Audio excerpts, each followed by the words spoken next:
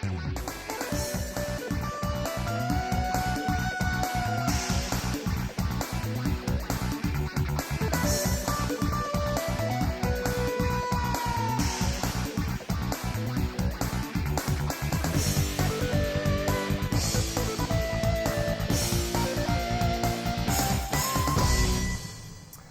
and welcome to Four Wheels Good.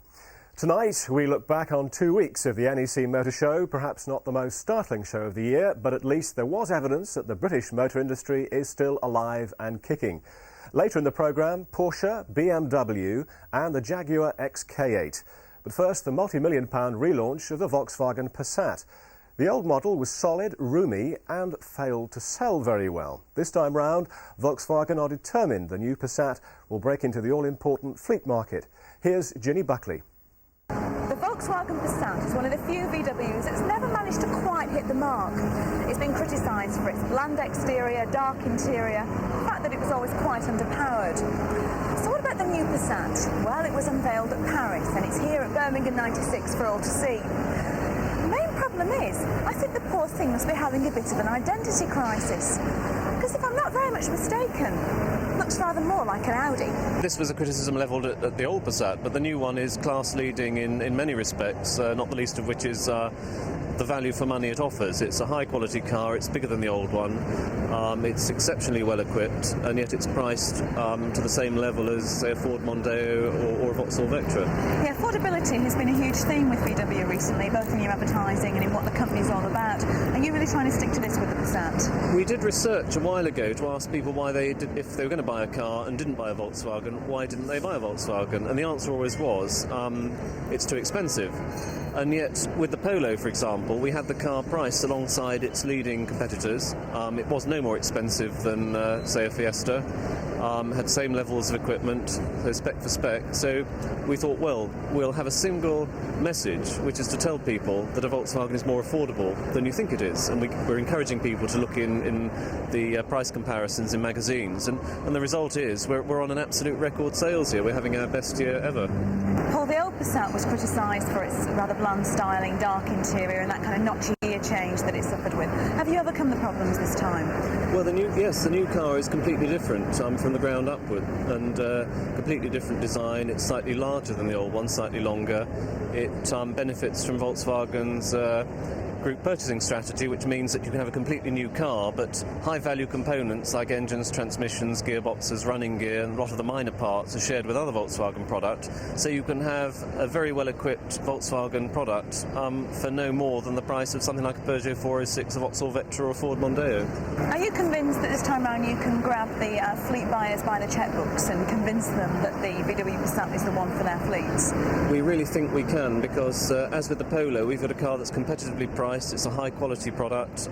If I tell you that our plans are to sell 32,000 next year, and we're selling 8,000 of the old Passat and 40,000 the year after, we're looking for a 5-fold increase in sales within 2 years. What's going on with this VW, Chaz? It's an Audi now. What's happened to it? Well, it's no surprise really, because the Passat shares lots of components with the Audi A4 and engines. Obviously, it's part of the philosophy of the VW Audi group to cut down on the number of components and engines they use for their various models. But this is a very important car for Volkswagen, because hopefully for them it will be the first time they actually break into the very lucrative fleet market. The old Passat was never really hit it off with company car drivers, and with this one they hope to sell 4 times as many. It's quite a big number. Do you think they're going to do it? Have they managed it? Absolutely. It's an excellent car. What are the good features about it? You've driven it? It has lots of space in it. It's extremely refined, has a very good ride, and it looks very desirable. It looks more expensive than the ordinary cars in that sector, like the Vectra and the Primera.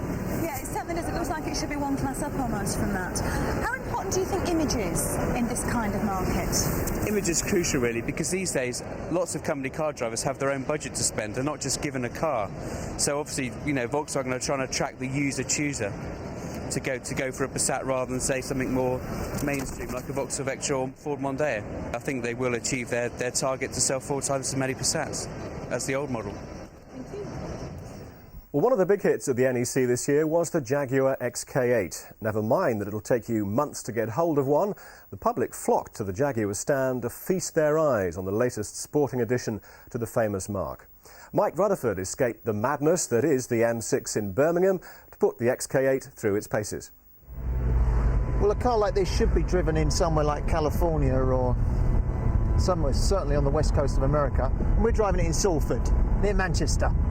But nonetheless, it's the only car to be in. I mean, it is very refined. We're in the sporty version, which has still got the wooden leather, but less traditional, as its name suggests, more funky, more upbeat, more modern. So if you're the 35-year-old businessman who's made 50, 60 grand, this is the car for you. And I've got to say, it drives as good as it looks. I mean, you'd expect that anyway, with all the work that's gone into it. But it really does handle. I've driven this car in the south of France, and now I'm driving it in sunny Salford. And it's got to be one of the best cars in its class. Jaguar say that it's up to Mercedes standard. It's the same as Porsche standard. I don't know about that. I mean, time will tell. The way I look at it is a car like this might be fine from day one when it comes off the production line, just being prepared by the dealer. Don't forget, you get a nice 3-year, 60,000 mile warranty in this car. But in 10, 20 years time, are we going to be seeing this car standing up to the rigours of daily life, as well as something like a Porsche 911, as well as a Mercedes, for example? Who knows? But meanwhile, sounds corny, but it's British, it's brash, it's back, and it's great. Nick Shayler, this is the car we've all been waiting for, possibly the British car of the year. Tell us a little bit about it, the Jaguar XK8. Well, I think it just is a new breed of Jaguar that's come into the market. It's a car that I think most people who've driven it say it gives them just total satisfaction. They never want to get out of the car. And that's, of course, why we wanted to do the car so badly. It's a British car, but it's an American-owned company. Ford these days own Jaguar. How British is it? How much have you had to rely on Ford for input with this vehicle? Well, the input has all come from our engineers at Whitley. They've designed this car from the ground up. Now, obviously, what Ford gave us was, frankly, the money, and that's what we needed. It's a very British car. Before anybody worries about the Ford connection, it's fair to say probably this car wouldn't have happened were it not for Ford stepping in and taking over Jaguar.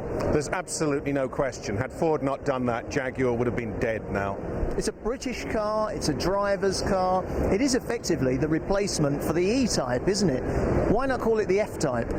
Well, we thought about the F-Type, and then unfortunately another company down the road from us in Birmingham came up with an MGF, so we decided that wasn't a good idea. Simon, your job as sales manager is to convince people to go for this car as opposed to the deluge of other cars there are on the market. Why would anybody choose an XK8 in 1996? The beauty of this car is it's the first new Jaguar sports car for 21 years.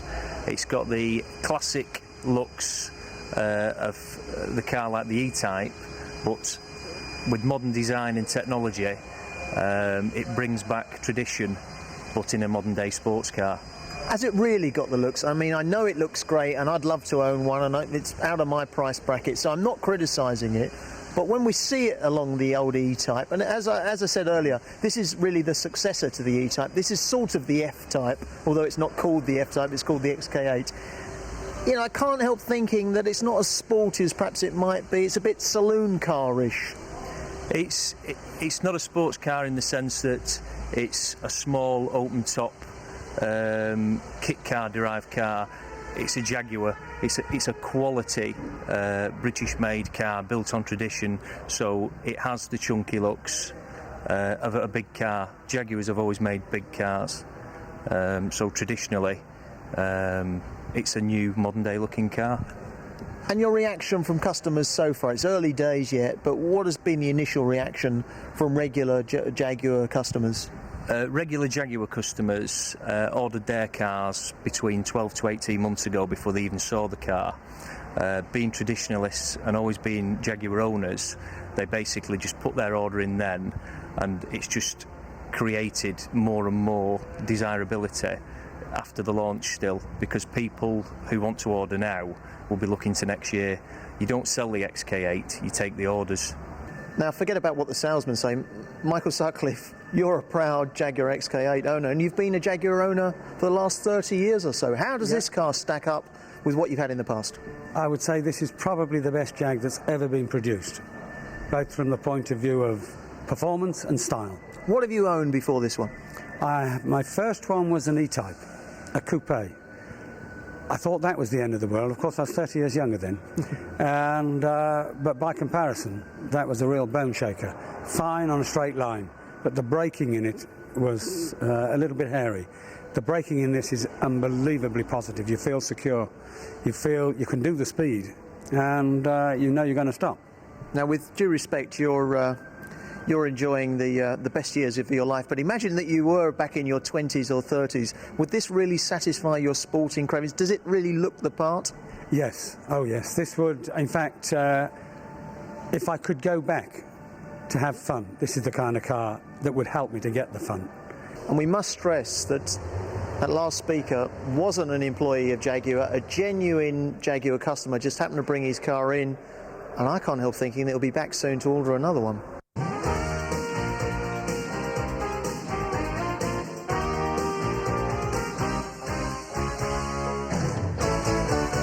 A wonderful car, but I think they've got the styling ever so slightly wrong. The whole point of Jaguars is that they look like cats, like Jaguars. You can almost see them prowling along the road. The problem with this is it looks to me like I don't know, just an ordinary saloon that's with a sporty touch. All right, that's a bit of an understatement, but you know what I mean. What I'd like to see is this car with a much, much lower stance on the road, much, much smaller wheels. This looks far, far too large to me, this wheel. And I think what we also need to see is the thing sitting much lower on the road.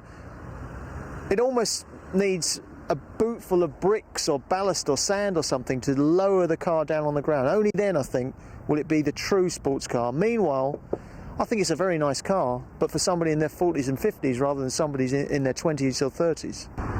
Well, so much for the XK8. Of course, the predecessor to the XK8 was the E-Type. John Wood, you're an owner of this beautiful 30-year-old car. How do you think the two compare, the E-Type versus the XK8?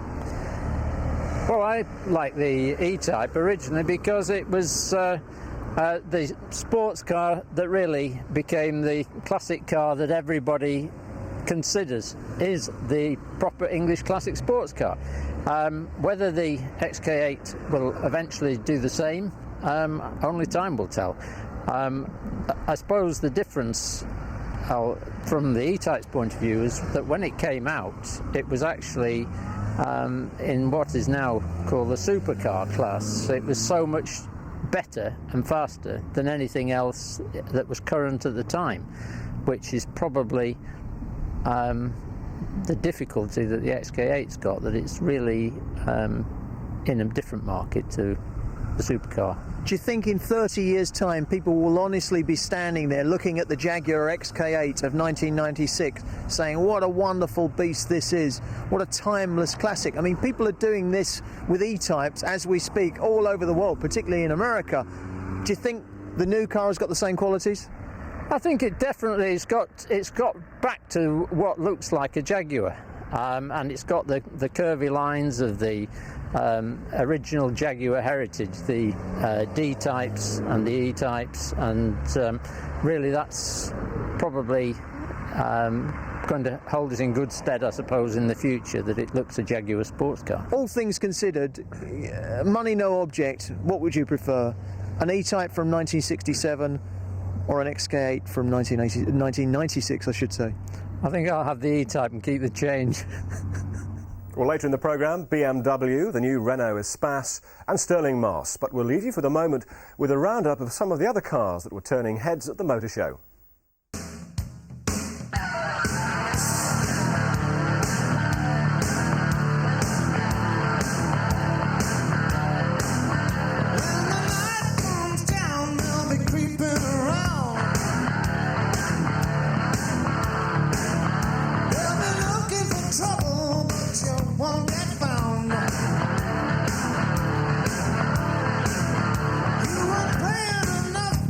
They are out on the street.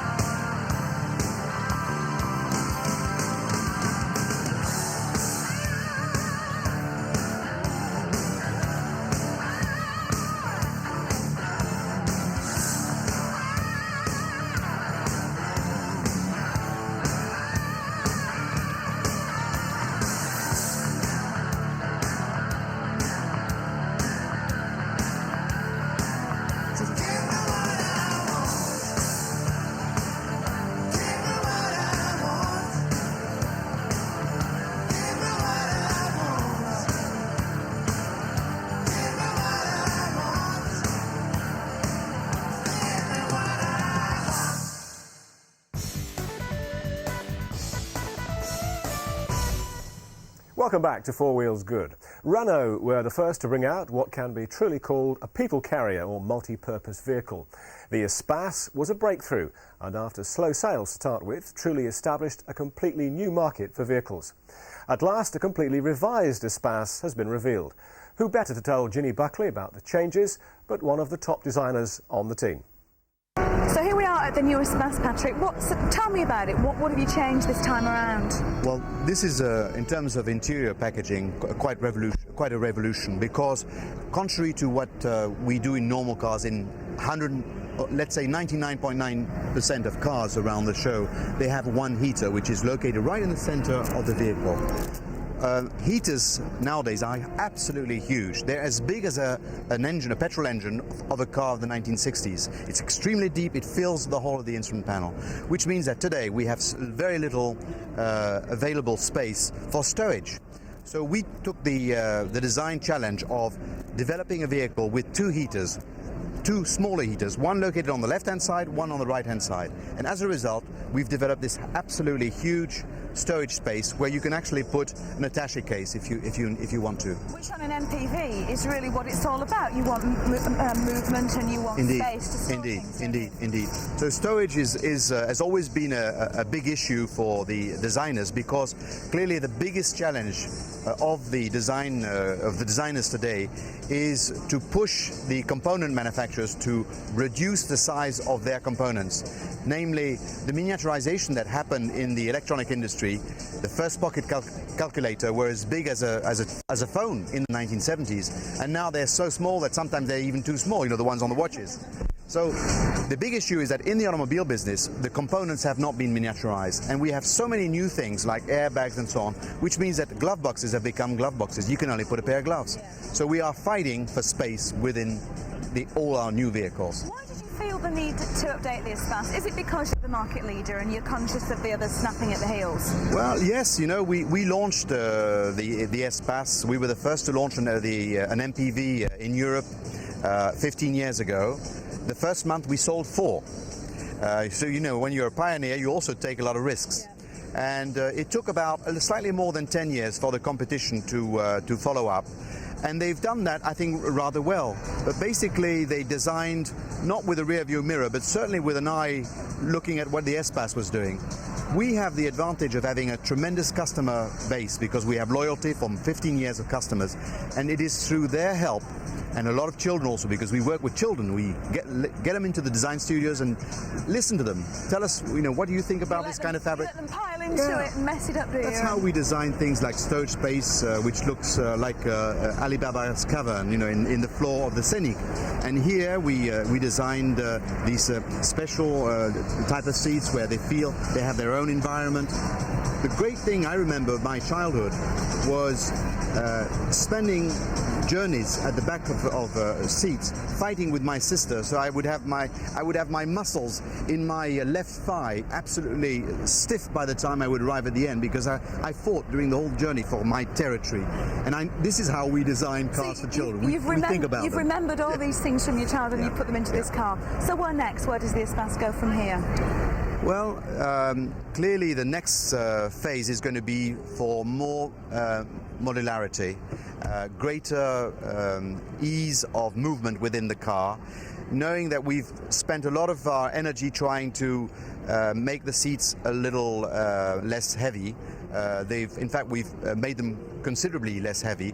Nevertheless, they remain still a rather awkward operation. Yeah. So our aim is to design even lighter seats for the future, and I'm not going to tell the competition all the new things that we will bring, but we'll certainly try to maximize or optimize, let's say, the inside of the space of our vehicle.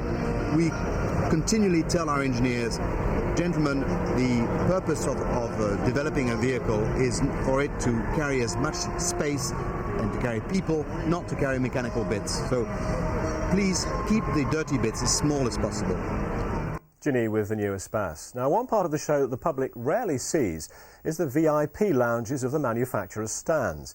On the whole, you're not missing very much, but there was at least one fascinating insight into the future when we asked a group of young designers to come up with their sketches for a Mitsubishi of the future. The prize? Champagne, of course. We're here on the Mitsubishi stand, who have been one of the stars of this year's motor show at the NEC, and we've been joined by 4 of Britain's brightest young car design talents. And Mike has got a bit of a challenge for them, haven't you, Mike? Well, this is the best we've got in Britain. This is the design talent from the Royal College of Art, Coventry School, and all the rest of it. And your mission, boys, is to design us the car of the future, the Mitsubishi of the future. And you start now. I thank you all.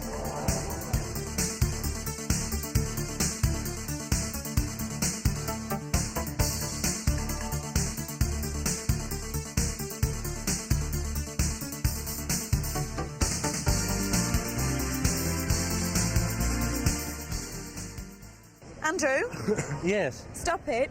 I can see you cheating. Stop what? You're Stop what? watching what the others are doing. You're not supposed to be doing this. I've always done that though. These guys design them and I try and make them. Oh, This is the okay. normal course of events.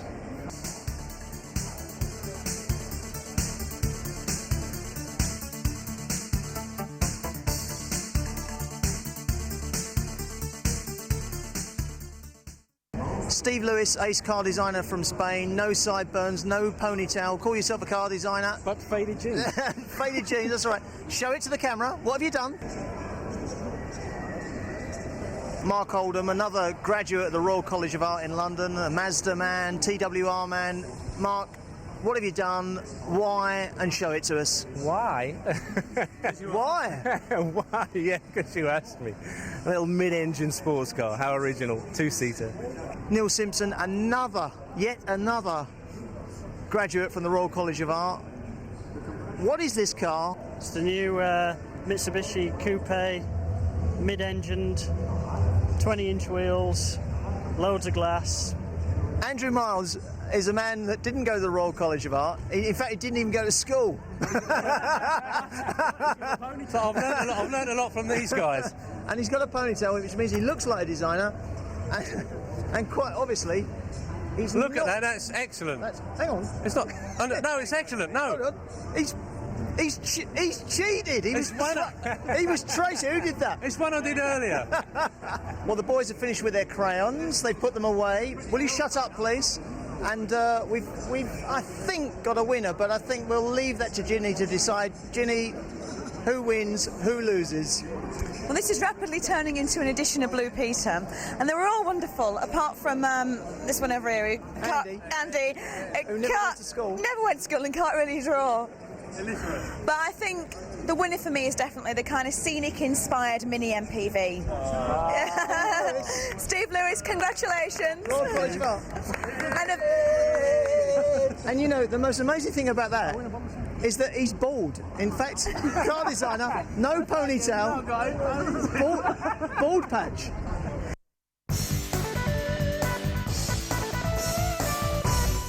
This is Four Wheels Good, where we continue our review of the best and the rest at the NEC show. Ginny Buckley's found herself on the BMW stand looking at the Z3 Roadster. It's an absolutely sensational car. It just looks wonderful. Where's the design inspiration come from for it? It's come from past BMWs, both the 30s, we had a car called the 328, and in the 50s the 507. And these little flutes down the side of the car echo little styling traits. I suppose if you want, it's a long-bonneted, traditional-looking front-engined, rear-wheel drive roadster. How much of a free hand do you give your designers? It's a free hand in the sense that you've got to give a creative person a free hand. On the other hand, it has to be identifiably a BMW. So you've got to have the styling cues that immediately say to a potential customer, yeah, that's a BMW and I want it. Now, it's entering a market that's already quite full. We've got the Fiat Barchetta, the MGF. You promised it in 96. It's not actually going to be here till 97. Are you in danger of missing the boat, do you think, with this? Well, I hope not. I mean, it's unfortunate that we would have loved to have had the car in August this year, which was our original intention. In actual fact, we've had delays is the wrong word, because the factory is actually producing a considerable number of motor cars. We're going to produce about 35,000. But the worldwide demand has been so strong, they decided to continue producing left-hand drive, and I'm afraid us as dear old right-hand drive users have had to wait a little bit later than normal. But the good news is we have 3,300 orders for the car. We've upped our production, which starts in December, and all those 3,300 customers will get their car during 1998. And you can guarantee that? Yes, we have written to the customers guaranteeing exactly that.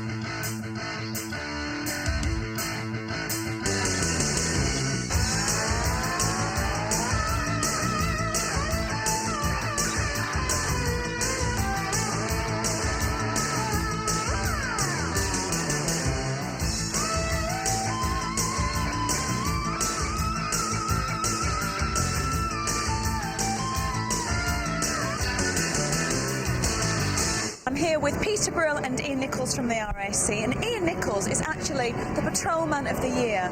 Ian, what did you have to do to win this illustrious title? Well, it's a competition that's run on a national basis. You have to get through a set of regional problems, and then once you've won the regional, you go through to the national, which is mainly just a fun day. It's a family event, and it's just a course of technical, PR, and sort of driving events, really. Peter, how important are things like this to the RAC? They're very important. Ian is one of a long string of winners who have been extremely important for the RAC. They're ambassadors for us, they're ambassadors for the organisation, and in many ways they're ambassadors for motoring generally. And it's important that Ian not only has technical skills, but also has skills in terms of being able to go out, talk to people, and actually be a presence and an ambassador for us. So then it doesn't matter what your advertising says or how well it's managed in the office. It's these guys that make the first impression, isn't it? Absolutely, and it's not just whether they can fix cars, although Ian will pride himself on the fact that 85% of the cars he goes to, he'll fix at the roadside. But it's also very important that they are able to deal with the people in those cars.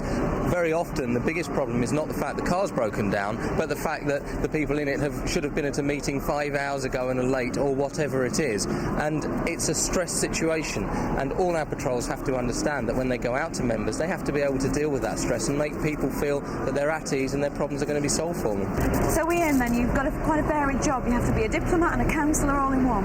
Yeah, absolutely. I mean, you just have to be sort of receptionist, basically everything to the person who's broken down, really. Have you delivered any babies in the back of the seat? No, not delivering any babies, but, you have quite a few things that happen to you. You have a very, very, very varied day, and that's the thing that keeps it interesting, really. Okay, Ian, winter's almost upon us now, and we're forced to all these frosty, cold mornings going out to the car. What are your tips for winter motoring? Well, my sort of main tips for winter motoring are in sort of checking that main things like your fan belt, your battery are in good condition, your starter motor, wiper blades, and also something that's very important is to make sure that you've got plenty of antifreeze in your vehicle. The most important thing, I suppose, really is to get the whole vehicle fully serviced, and that should prevent any problems you'll have over the winter months. Peter, do you have anything to add to that? Well, the most important thing and the biggest problem that we have is batteries. Flat batteries account for the biggest percentage of breakdowns that we attend. If your vehicle is around 3 years old, or your battery's around 3 years old, it's certainly worth checking it. If you've had problems with starting in the morning during the summer months, you can be guaranteed you're going to have problems in the winter. It's the heart of the engine. It's the thing that keeps the car going. And of course, during the summer months, there isn't a lot of strain on it. Come the winter, when the heater's on, the rear windscreen heater's on, all that sort of thing, it really does put a strain on the battery. That causes us problems, it causes you problems, and just a simple check and perhaps a replacement is going to be the way to solve it. Well, thanks for your tips. Thanks for joining us, and good luck wearing the crown this year. Thanks very much. Good advice. It's quite sobering to end our show reports forgetting the glitz and glamour of the event and remembering that safe, reliable motoring is what's really important at the end of the day, and that's in all our hands. Well, they say that some people were born with a silver spoon in their mouths. Stirling Moss was surely born holding a steering wheel. Oh, his poor mother. Anyway, let's join him in conversation with Mike Rutherford. What about the manufacturers and the teams out there? I mean, Frank Williams, love him or hate him, I mean, you have to respect the man. One of the great team owners of all time. Yeah. I mean, if ever a team boss inspires confidence in drivers, in fans, in armchair spectators, it's Frank Williams.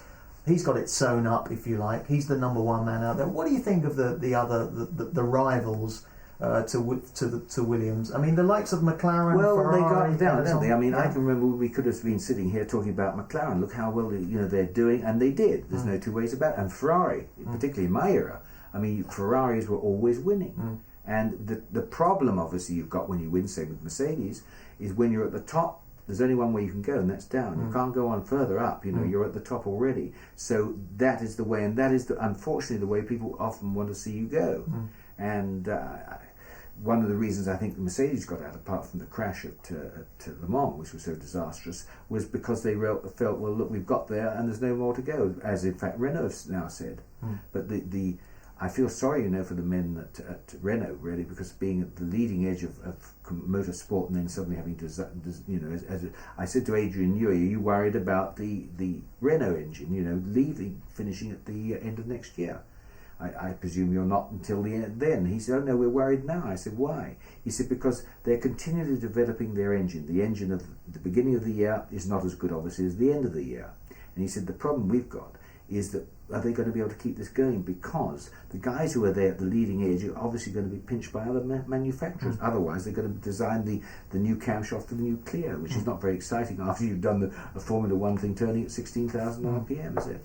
Don't you also think it's remarkable that when you've got manufacturers, be they mainstream manufacturers like Ford or dream car manufacturers like Ferrari, they're in the F1 business to a degree to demonstrate to the world how great their cars are. And if we look at Ford, for example, a terrible demise in Formula One. Only a year or two ago, Michael Schumacher was winning the World Formula One Championship in a Benetton Ford. These days, Ford engine cars are at the back of the grid. Yeah, but I think Ford, the corporate Ford, I don't think they're in there at the moment. In other words, they're doing a Ford, yes, but I can't help feeling that when they're in there properly with Jackie, that you're going to see the resurgence of the Ford power. Because I mean, I was in Detroit not too long ago, and they are working with the Indianapolis people, which is quite different. But they're learning a lot of stuff, not on the engine so much as maybe on the chassis and the aerodynamics and all this stuff. Obviously, is available to Jackie, and I'm sure that they've got technicians equal with anybody else's, and they probably now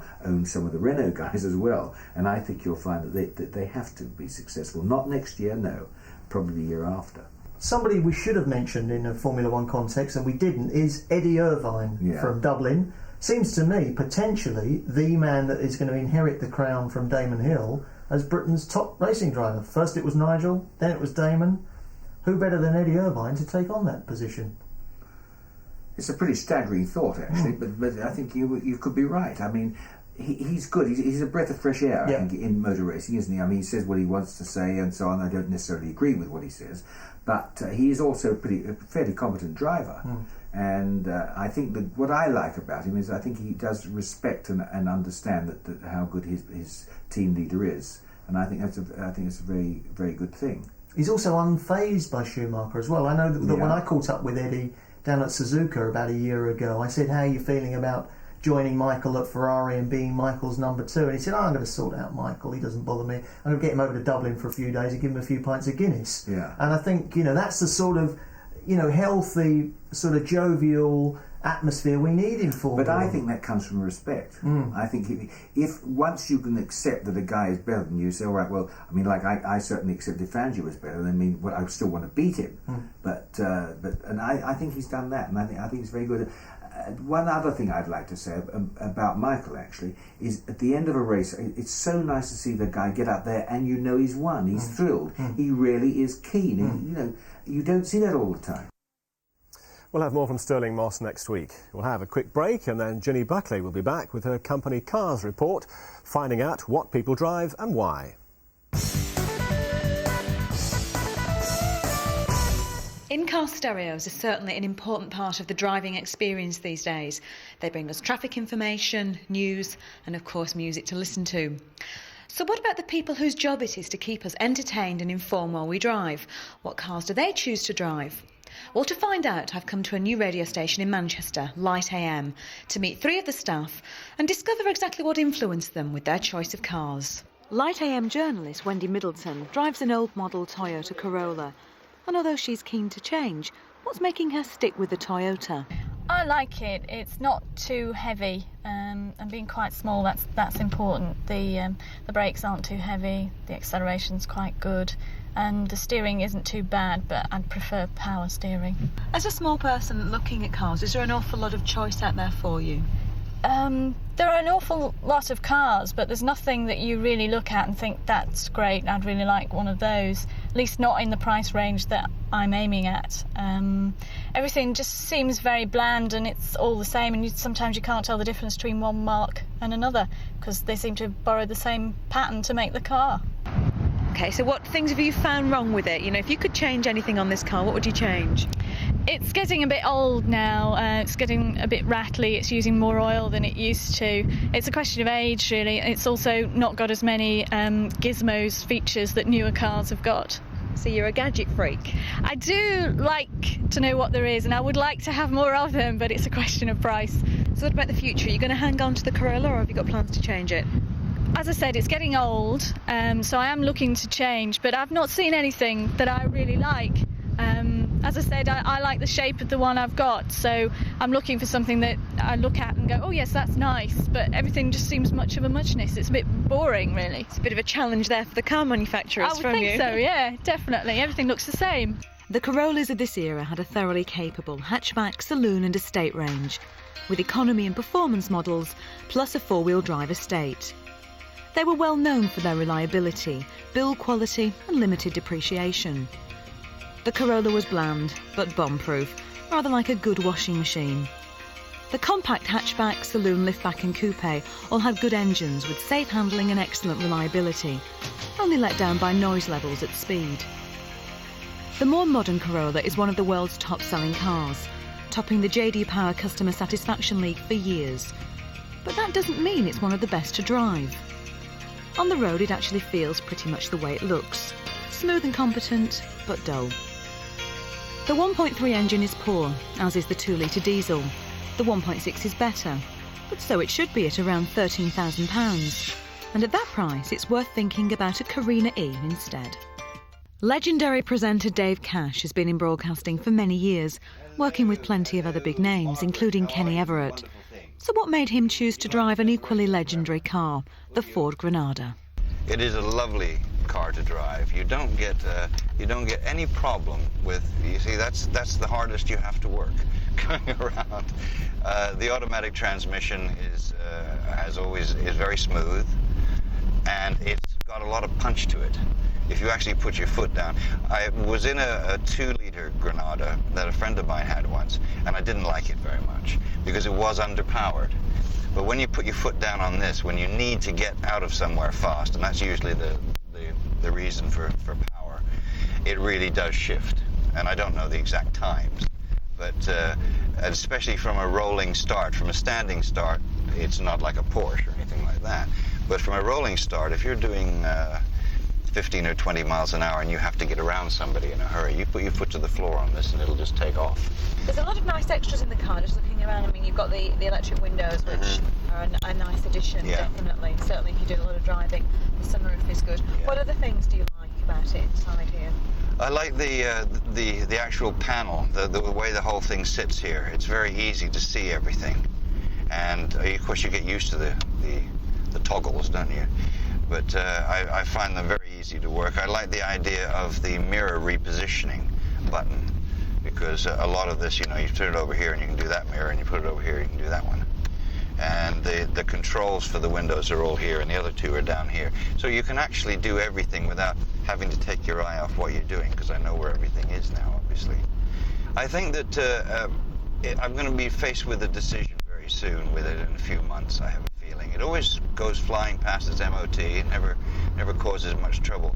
But if the engine or transmission goes or something like that, which, I mean, it's overdue, then maybe I might think, oh, well, it's time to pack it in. But a part of me would say, why don't you get a new engine and run it for another 100,000, you know? In terms of second-hand value, Granada is Ford's big car bargain. It's easy to fix and was built to last. It can only be described as a motorised sofa. It's fast, cosy and reliable, with a tough-as-nails V6 engine that does, however, like to drink the juice. If you are tempted to buy one, the Estates and the 2-litre I models are the best buys, with ex-taxis and ex-police cars the ones to avoid. The Granada tag is now history, and its modern-day replacement is the Scorpio. With its American influence plain to see in the design, it had a mixed reaction with the British car buyers. The Scorpio makes up for it on the inside, though, with plenty of equipment and space, and the 2-litre I 16-valve Executive is probably the best of the lot. Simon Swindells is the sales director at Light AM. So what attracted him to his Ford Mondeo 4x4 company car? Well, I bought the 4x4, this is the 4x4 SI, especially for some of the features in terms of road handling. I live over in Sheffield, and the round trip to Manchester and back every day is about 100 miles, and I go via the Snake Pass, so I think it's quite important to have a car that's going to stay on the road, can corner at a relatively reasonable speed, and also has enough oomph behind it to overtake. And those qualities that I was looking for, in the main, I've been quite pleased with. Just looking around at the interior, it is quite bland, but how comfortable have you found the cabin? I guess my problem, and I find it in every car, or most cars I should say, is the kind of amount of room for height more than anything else. I'm 6'3", and to get in any car I tend to, have to squeeze in, and I 9 times out of 10 find myself lolling my head to one side because the height clearance isn't too good. But apart from that, and the fact that the seats, which are kind of sport orientated, do tend to grip you a bit, and from time to time it feels slightly claustrophobic. But apart from that, the ride is good, and the instrument panel and the dashboard has everything at the fingertips. So yeah, again, reasonably pleased with the layout. Simon, you've only had the Mondeo for 2 weeks, and it's quite soon, I know, but what do you think of it so far? What are the initial impressions?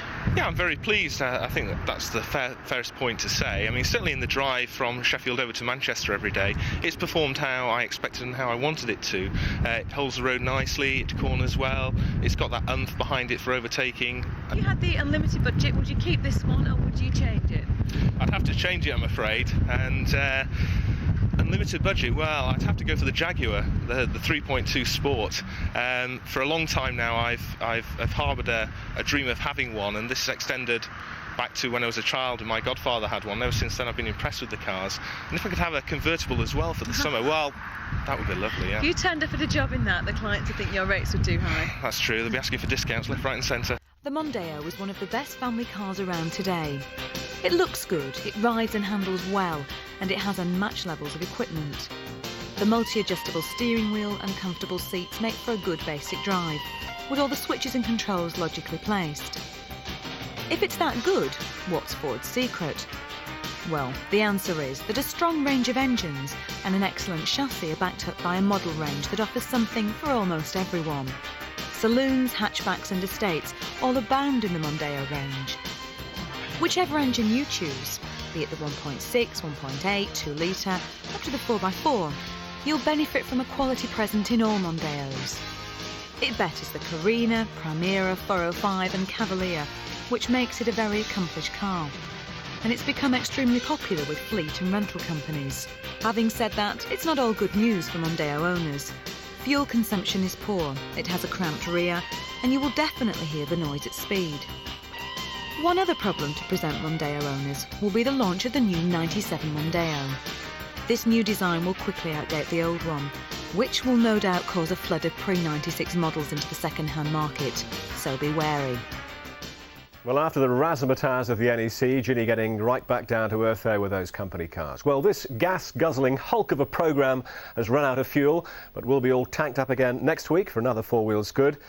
If you've only caught the tail end of the show, the good news is we're on again later in the week. Check your listings magazine for details. From all of us on Four Wheels Good, goodbye.